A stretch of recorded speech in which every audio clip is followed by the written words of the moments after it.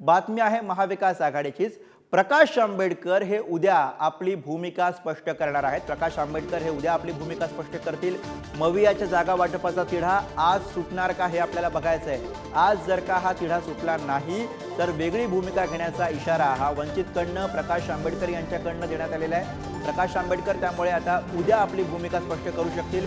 उद्या प्रकाश आंबेडकर यांची पत्रकार परिषद होणार आहे आणि कदाचित याच पत्रकार परिषदेमधनं प्रकाश आंबेडकर हे महाविकास आघाडीबाबतची आपली भूमिका स्पष्ट करतील असं कळतंय।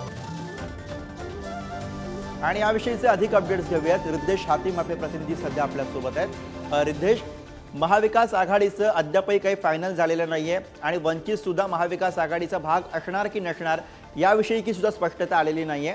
अशात प्रकाश आंबेडकर नेमकी काय भूमिका घेण्याच्या विचारात दिसतात? रिद्धेश,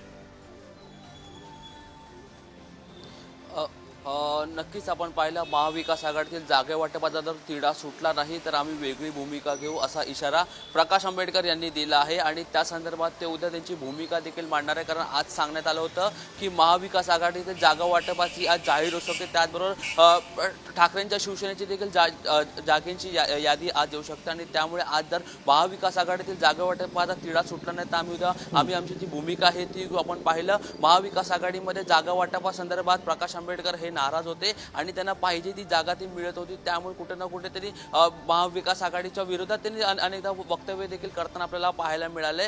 महत्त्वाचं म्हणजे आपण आता पाहिलं आता ते उद्या काय त्यांची भूमिका घेतील हे देखील पाहणं महत्त्वाचं असेल। प्रकाश आंबेडकरांकडून वारंवार देखील सांगण्यात आलं होतं की जवळजवळ 15 ते 16 जागांवरती घेऊन महाविकास आघाडीमध्ये वाद सुरू आहे, रस्सीखेच सुरू आहे आणि जर हे लोक सर्व एकत्र राहत नसेल तर आम्ही देखील यांच्यावर का जाऊ असं देखील प्रकाश आंबेडकर यांनी म्हटलं होतं आणि त्या संदर्भात आता प्रकाश आंबेडकर बरोबर रिद्धेश, त्यामुळे आता महाविकास आघाडी ही आगामी लोकसभा निवडणुकीमध्ये वंचित सोबत की वंचित शिवाय याविषयी आता उद्या स्पष्टता येऊ शकेल। धन्यवाद या सगळ्या सविस्तर माहिती आणि विश्लेषणासाठी। पुढे जाऊयात।